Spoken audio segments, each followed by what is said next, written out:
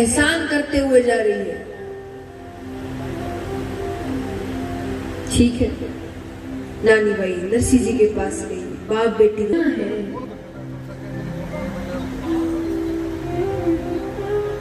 जरा भी नहीं कहो कि हमारा ससुराल वाला मन तो बहुत सुखी थी, ससुराल वाला खूब ध्यान रखे, जवाई खूब प्यार करे।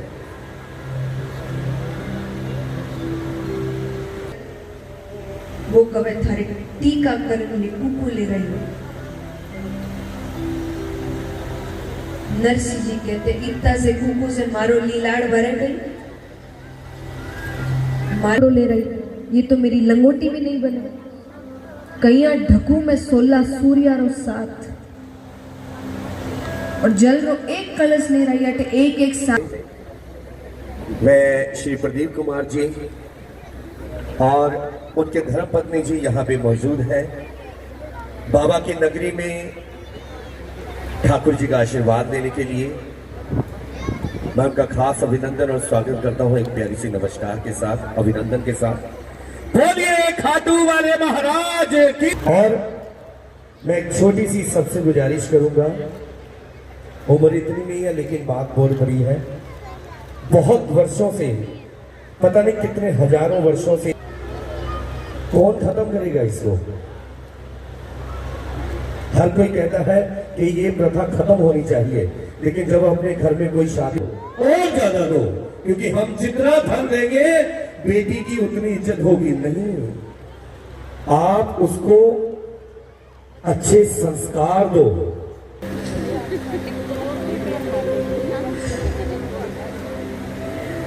भूंडा भला सासू जी थे कि शाही की जो कि जो मन में आ रहा कहो, पर भाला बूढ़ा बाप जी थे जीवता रही।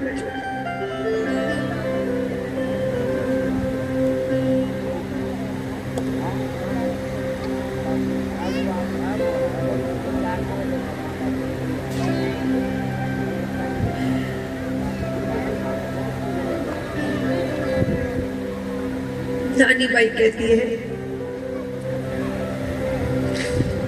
भले ही कुछ नहीं लाया पर आया तो सही। अब नरसी जी की इतनी तारीफ हो गई, फिर सहन हुए, आया वो देवर। नारायण आकर कहता है आया तो मैं दर्शन पाया, मेल दो घरा।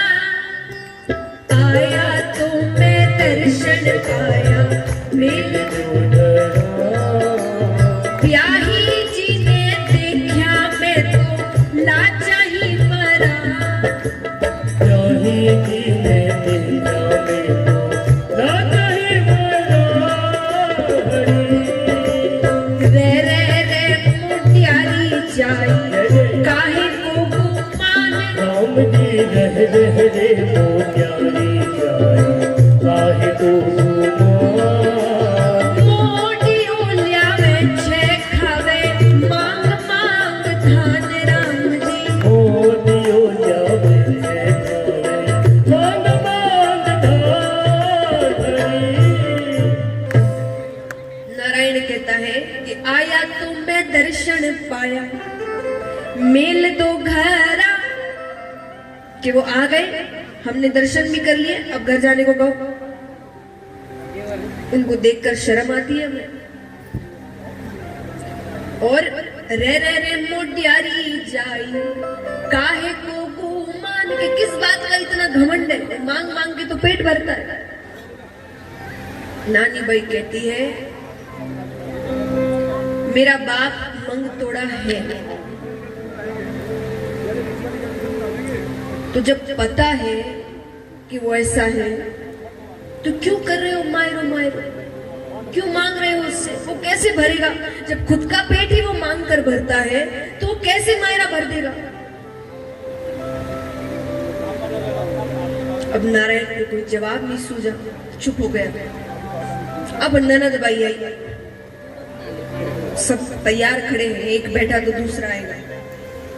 ननद बाई आकर कहती है, ननदल बाई बोली भावज मती करो रिस, क्या गुस्सा मत करो, अरे थारी तो सरी सी तिड़ में न्याऊ पूरी 20,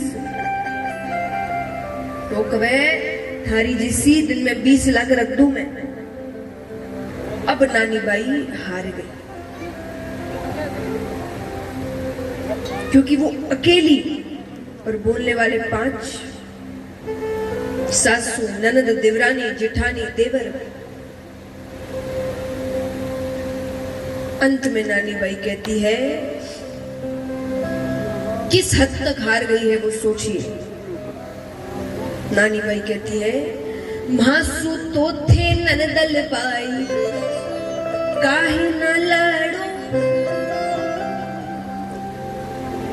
और माने भावे बाबा जी थे कुआ में पड़ो। इसका मतलब क्या हुआ?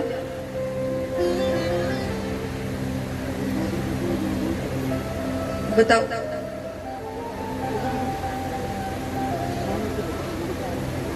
नानी बाई ने कहा कि मासू तो थे नंदल बाई काहे न लड़ो, और माने भावे बाबा जी थे कुआ में पड़ो। मतलब हाँ,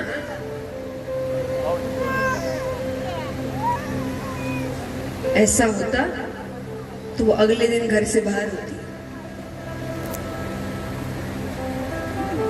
उसने कहा, इसलिए मैंने कहा ना कि उसकी तकलीफ किस हद तक है ये लाइन बयां करती है, वो किस हद तक हार गई। वो कहती है, मासू तो थे ननदल बाई काहे न लड़ो, कि आप मुझसे क्यों लड़ रहे हो? मैं तो आपके घर की हूं, मैं तो छोड़ आई वो घर कितने समय पहले ही। और अगर आज भी आपको लग रहा है कि मैं आपकी नहीं हूं, तो शायद ये लाइन बोलने से आपको ये समझ आ जाए कि मैं आपकी हूं, कि भगवान करे मेरे पिताजी कुएं में जाकर गिर जाए। अब तो भरोसा हो गया ना, मुझसे मत लड़ो, मैं तो इसी घर की हूं। कितनी तकलीफ में है वो ये बात कहते, कि उसको इतनी बड़ी बात कहनी पड़ रही है, लेकिन ये कहते ही पुत्री तो दौड़ पिता कन्ने गई, अरे माने मारे बाबा जी वे मोडियारी कही। तो मेरे ससुराल में मेरे को सब कहते मोडियारी छोड़ी, दूसरे से पिता तो लड़ने दौड़ जाए। नरसिंह जी कहते हैं, मोडिया कया तो बेटी कीजे नहीं रीस। ये गुस्सा करने वाली बात नहीं है। अरे मोडिया ठाकुर जीरा बिसवाही बिस। मोडिया मतलब जो भगवान के भक्त होते हैं, जो संसार का मोह छोड़ देते हैं।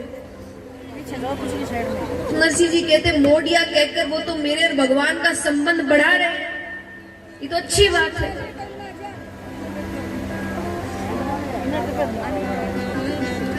नरसिंह जी, नानी बाई कहती, रोज मोडियारी छोरी। जब भी सामने से निकली, बाप मायरो लाई कहीं, मायरो अब थे सच्ची बताओ, थे मायरो भरो की नहीं? इतने समय का क्रोध है, सालों का क्रोध है, कभी तो निकलेगा। और आज इतने समय बाद उसका कोई अपना आया है,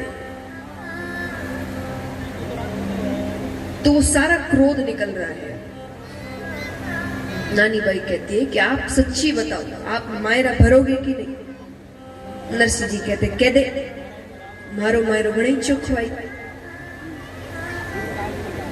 नानी बाई कहती, पर वो विश्वास कया करे, तो हाथ अड़ावता ही गए, शर्म भी नहीं आई आपको? नरसिंह जी कहते कह दे मारो सिरजनहार भरसी मायरो मारो सिरजनहार भरसी। नानी बाई कवे सिरजनहार भरसी उन सिरजनारो चेहरो मने तो दिखाओ। बाबा जी आप तो उनके भक्त हो, आपको उनके लक्षण पता नहीं है।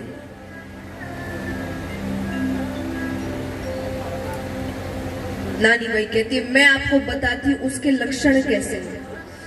आपके आंख पर तो भक्ति की पट्टी बंधी है। नानी बाई कहती है क्या? पहले केश खिंचाया पछे बढ़ायो चीर आवत लाज गमाए के आखिर जात अही। नानी बाई कहती है कि द्रौपदी जी के साथ क्या किया उसने?